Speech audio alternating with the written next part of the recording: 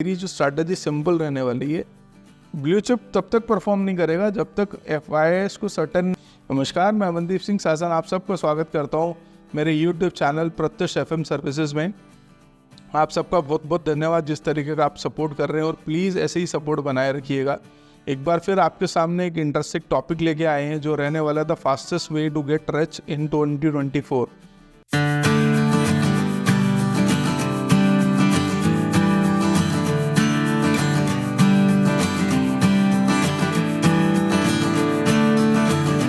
जी हाँ, जैसे कि अब नया साल आ रहा है तो हम बहुत सारे रेजोल्यूशंस लेते हैं, बहुत सारे प्लान बनाते हैं। तो डेफिनेटली ये भी प्लान बनाते होंगे कि अब कैसी स्ट्रैटेजी रहने वाली है। तो हम ये डिस्कस करेंगे इसमें। तो इस डिस्कशन का जो मेन पॉइंट है वो ये रहने वाला है कि 2024 क्यों इतना इम्पोर्टेंट है कि हम हमारी स्ट्रैटेजीज़ को इवैल्यूएट करें या हम हमारे पोर्टफोलियो को रीचर्न करने की हमें ज़रूरत है। तो मैं डायरेक्ट आपको डेटा पॉइंट पे लेके जाऊंगा जहाँ पे मैं आपको बताता हूँ कि क्यों और किस चीज़ के लिए, किस वजह से मैं ये बोल रहा हूँ कि ये स्ट्रैटेजी जो है आने वाली पॉइंट पे ये बहुत अच्छा रिटर्न बना के देगी। तो सबसे पहले मैं अगर जियोपॉलिटिकल इश्यूज़ को डिस्कस करूँ तो सबसे पहले जो है 4 बहुत बड़े जियोपॉलिटिकल जो है माइलस्टोन्स आने वाले हैं जो डिसाइड करेंगे अगले 5 साल और 6 साल की जर्नी। तो वो जो 4 मेजर पॉइंट है वो है इलेक्शंस आने वाले 2024 में। 4 जो वर्ल्ड की प्रॉमिसिंग पावर्स हैं उनमें इलेक्शंस है, या प्रॉमिसिंग एरियाज़ है वहाँ पे इलेक्शंस है। सबसे पहले हम स्टार्ट करेंगे रशिया में प्रेसिडेंशियल इलेक्शंस हैं जो कि 2030 तक डिसाइड करेंगे कि वहाँ पे प्रेसिडेंट कौन रहेगा। सेकेंड जो है वो आने वाला यूरोप यूनियन जो है अपने मेंबर्स के लिए इलेक्शन करेगी वहाँ पे कि वो यूरोपियन यूनियन में कौन कौन से मेंबर्स जो हैं रहने वाले हैं। थर्ड, अगर मैं बात करता हूँ हमारे इंडिया में जो है इलेक्शंस आएंगे जो डिसाइड करेगा 2029 तक जो है हमारे यहाँ पे कौन सी गवर्नमेंट रहने वाली है। फोर्थ सबसे जो इम्पोर्टेंट है वो रहने वाला है US के इलेक्शन जो कि नवंबर में होने वाले हैं। जी हाँ, वो डिसाइड करेगा कि आगे की 6 साल की जर्नी क्या रहने वाली है ग्लोबल मार्केट्स की। मैं इसलिए ये बोल रहा हूँ कि कहीं ना कहीं US का इन्वॉल्वमेंट डायरेक्ट रहता है वर्ल्ड इकोनॉमी में। इस बार और डायरेक्ट कोरिलेशन हमें दिखेगा क्योंकि उसका इजराइल और जो फ़लस्तीन या हमास के विरुद्ध जो युद्ध है उसके लिए एक अलग स्टैंड है, और रशिया यूक्रेन के लिए उसका अलग स्टैंड है, और उसका खुद के लिए वर्ल्ड इकोनॉमी पे जो उसका इन्फ्लुएंस है उसके लिए उसका एक अलग स्टैंड है। तो ये 4 साल US के लिए बहुत इंपॉर्टेंट रहने वाले हैं क्योंकि वहाँ पे भी जो है एकदम जो इंटरेस्ट रेट हाइक हुए हैं, या एम्प्लॉयमेंट डेटा हो, या बहुत सारे उनके इंटरनल चैलेंजेस हैं वर्सेस उनके एक्सटर्नल चैलेंजेस इस बार बहुत ज़्यादा है। तो पहला वो मोस्ट इम्पॉर्टेंट। सेकंड, अगर मैं बात करता हूँ तो रशिया के यहाँ इलेक्शंस में एक जो है उनका जो वॉर चल रहा है डायरेक्ट यूक्रेन से, वहाँ पे भी एक हमें डिफरेंट एंगल मिल सकता है। इन केस अगर वहाँ पे सरकार चेंज हो जाती है तो हो सकता है युद्ध बंद भी हो जाए, तो इसलिए ये सेकंड मोस्ट है।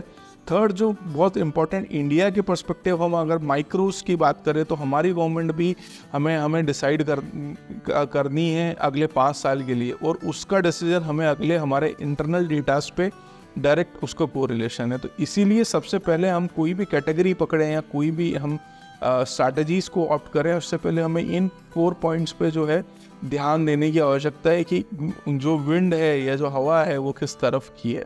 अब मैं आपको डेटा पॉइंट पे आता हूँ कि कौन सी कैटेगरी जो है मैंने ऑप्ट की है और उसके पीछे रीज़न क्या है कि क्यों ये आने वाले टाइम पे प्रॉमिसिंग होगी।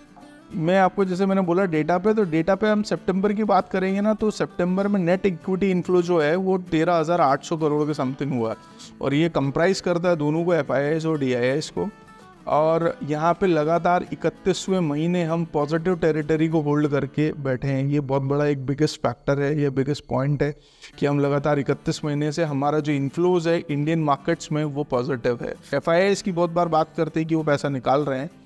DI जो है वो मेजर कंट्रीब्यूटर है, थ्रू आउट वो पैसा डाले जा रहा है। सो एज अ रिजल्ट हम 13,857 करोड़ के लिए पॉजिटिव है। उसमें एक पॉइंट ये देखना है, स्मॉल कैप्स में फिर 2,600 करोड़ के समथिंग पैसा वापस आया है, और उसी डेटा को मैं आगे आपको करता हूँ। डेट में से एक जो है इनफ्लो आया है, आउटफ्लो आया है वहाँ पे। तो डेट की कैटेगरी में लोग पैसा निकाल रहे हैं, ब्लू चिप्स से कैटेगरी से लोग पैसा, नेट इनफ्लो या आउटफ्लो की बात करें तो पैसा निकल रहा है, स्मॉल कैप में पैसा आ रहा है। तो ये हमें जो है इस पे ऑब्जर्वेंस हमारा होना चाहिए।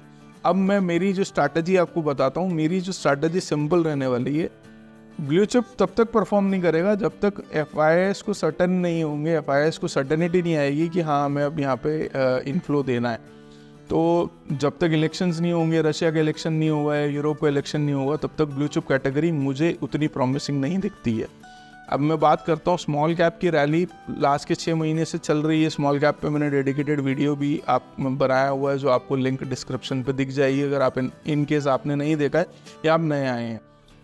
स्मॉल कैप पे रैली है और आगे भी ये सितंबर का साइन बताता है 2600 करोड़ जो इनफ्लो हुआ है वो कहीं ना कहीं बता रहा है कि स्मॉल कैप फिर भी प्रॉमिसिंग लग रहे हैं।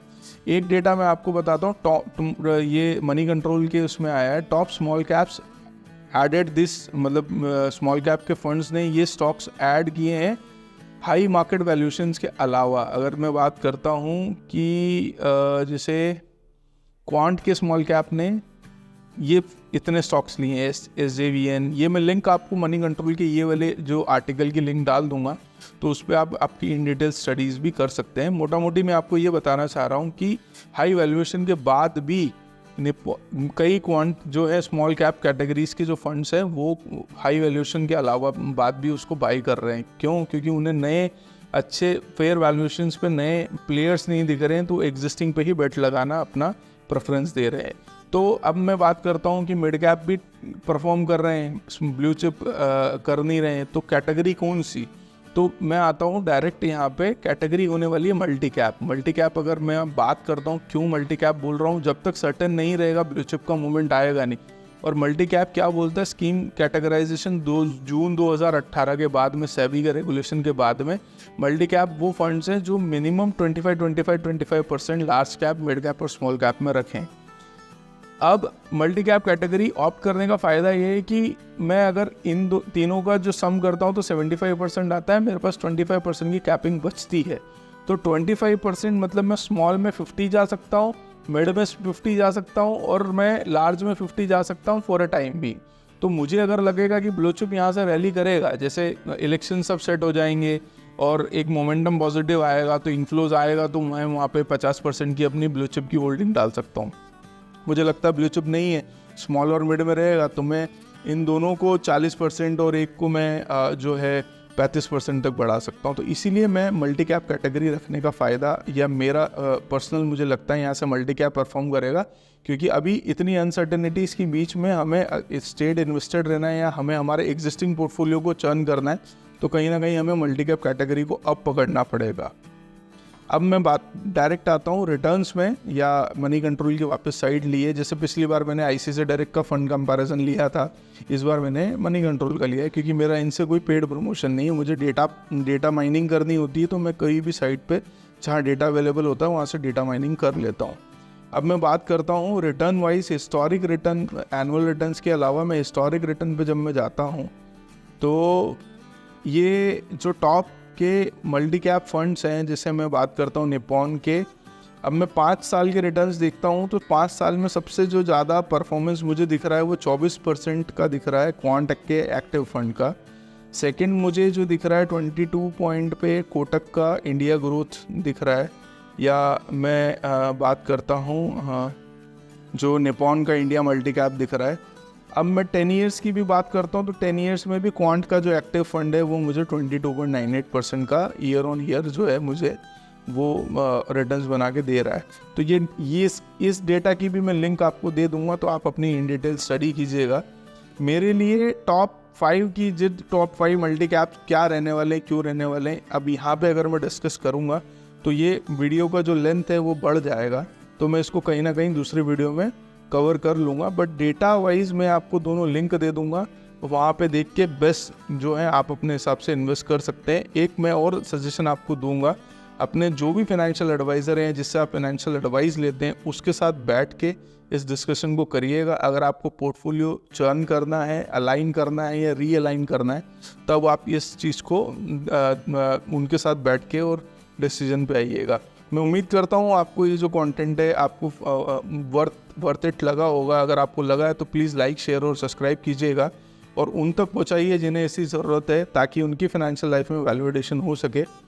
आपसे मैं वापस मिलता हूँ वापस एक इंटरेस्टिंग टॉपिक को लेते हुए। तब तक के लिए आपका बहुत बहुत धन्यवाद।